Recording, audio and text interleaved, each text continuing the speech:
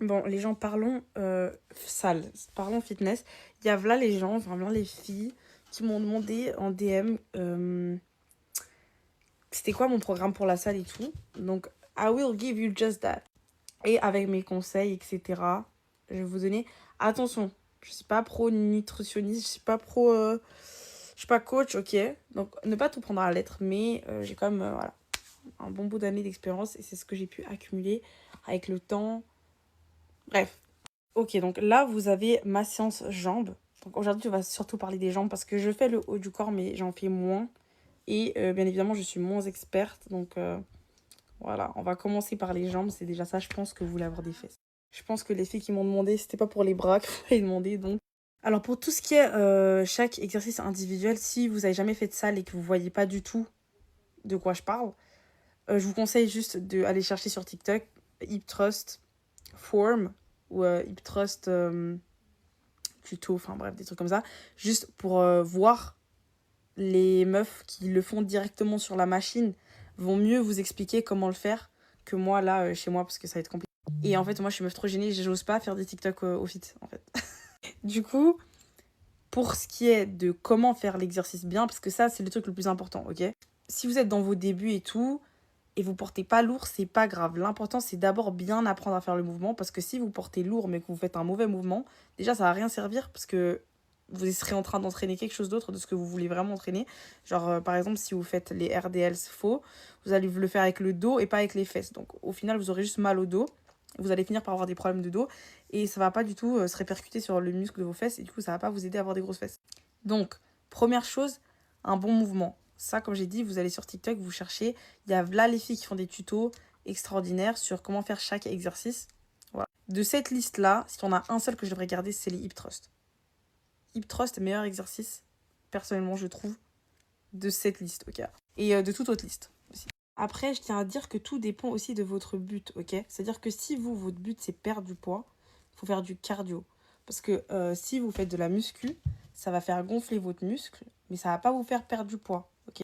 Donc, c'est pas en faisant des machines pour les abdos que vous allez avoir un ventre plat et vous allez perdre votre graisse du ventre, ok. Il faut faire du cardio pour ça. Il faut faire de la marche inclinée, de la course, tout ce qui est du cardio. La muscu, et c'est surtout ce dont je vais parler dans cette vidéo, c'est pour faire grossir votre muscle, donc faire grossir vos fesses, ok. Et aussi, vous pouvez pas réduire juste le gras sur votre ventre et pas sur le reste du corps, ok. Vous pouvez pas spot reduce votre gras. Vous allez perdre partout quand vous faites du cardio. Après, la génétique joue un rôle dans ça, c'est-à-dire qu'il y a des gens, effectivement, ils perdent d'abord dans le ventre et après dans le reste. Et il y a des gens, ils perdent d'abord dans les cuisses et après dans le ventre. Ok, ça va juste dépendre de votre génétique. Mais vous pouvez pas vous dire, ah ouais, j'aimerais juste perdre du ventre et j'aimerais garder mes fesses parce que ça va pas marcher. Si vous voulez perdre du ventre mais avoir des fesses, alors faut perdre partout et grossir vos fesses en muscles. Là, bah, vous serez plus mince niveau graisse, mais vous allez avoir des muscles qu'aux fesses. Parce que les muscles, ça, vous pouvez choisir où vous allez les faire. Vous voyez ce que je veux dire?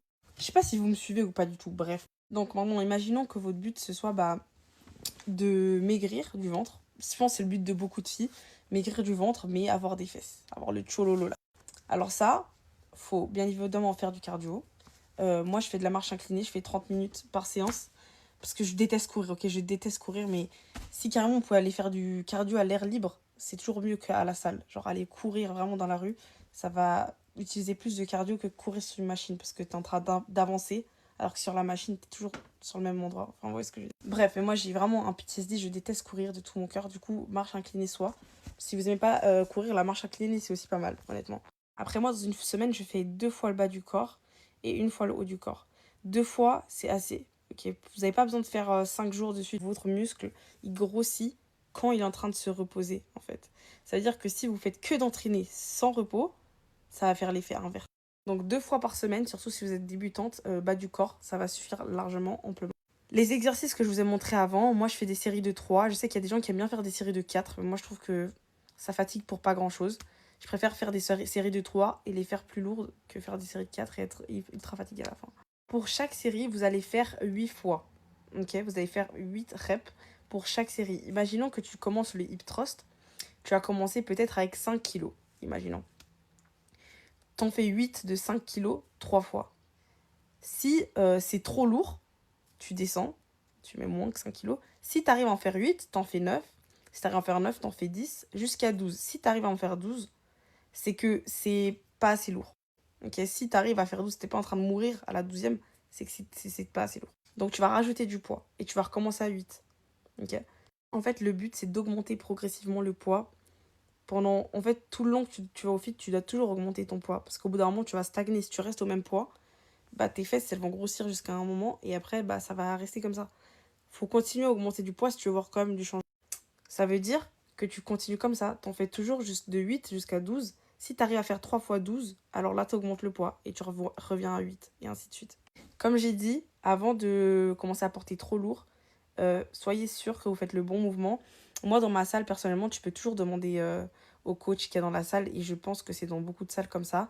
N'hésitez pas, soyez pas gênés. Ils ont l'habitude, honnêtement, d'aider. Ils sont là pour vous aider, quoi. Même si vous avez regardé un TikTok d'une meuf qui expliquait comment faire, c'est toujours mieux et plus compréhensible, je trouve, si vous demandez directement au coach dans la salle et qu'il peut vous corriger en temps réel. C'est encore mieux. Moi, personnellement, je me rappelle plus exactement combien de temps j'ai mis pour voir les premiers résultats. Mais si t'es consistant et tu y vas vraiment 2 fois par semaine et que tu parles pas chinois, ok? Je pense 2-3 mois, tu vas avoir des résultats. Parce qu'en gros, quand t'as jamais fait du sport avant, enfin, quand t'as jamais fait de la muscu, les 2 premiers mois, tu auras beaucoup plus de résultats qu'après. Après, ça va beaucoup augmenter et après, ça va un peu s'aplatir parce que bah, ton corps, au début, ça lui a fait un choc.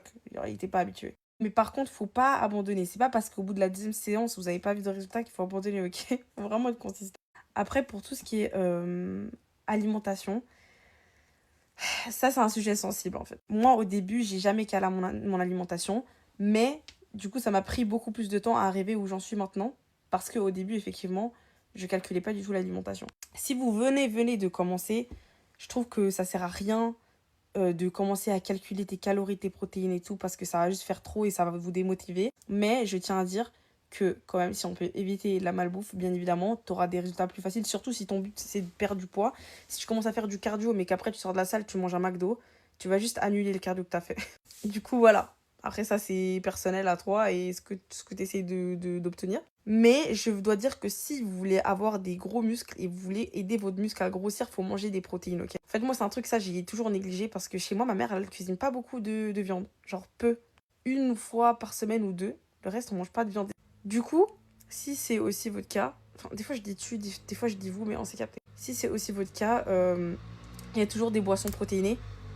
Tout ce qui est barres protéinées et tout, c'est bien aussi, mais c'est plus sucré et c'est plus gras et du coup ça va aussi vous faire un peu grossir même s'il y a des protéines dedans. Ça aussi c'est un truc que j'avais pas tout de suite capté.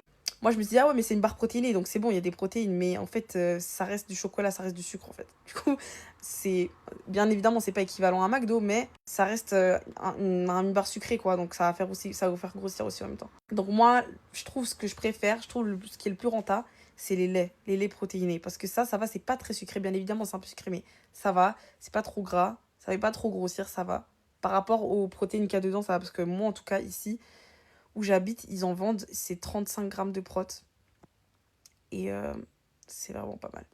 Pour savoir combien de protéines faudrait manger environ pour ton corps, pour développer ton muscle, ça, tu peux faire des calculs avec des trucs sur Safari, tu mets protéines calculator. Et ça va te demander ton poids, ta taille et combien de sport tu fais par semaine. Et ça va t'estimer environ combien de grammes de prot tu dois prendre par jour pour atteindre tes résultats que tu veux désirer, tu vois. Après ça, si vous regardez pour vous et vous essayez un peu de compter vos protes, pas à la prot près, ok, pas au gramme près, c'est pas grave si vous n'avez pas 130 grammes chaque jour. Mais si vous pouvez manger protéiné, ça va accélérer le processus et vous allez avoir des résultats plus vite, ok. Bref, je suis trop en train de parler. En fait, c'est qu'il y a beaucoup de matière à couvrir en soi. Si vous êtes intéressé par plus de détails, dites-moi. Mais là, je pense déjà, en gros, c'était déjà... J'espère que c'était assez clair.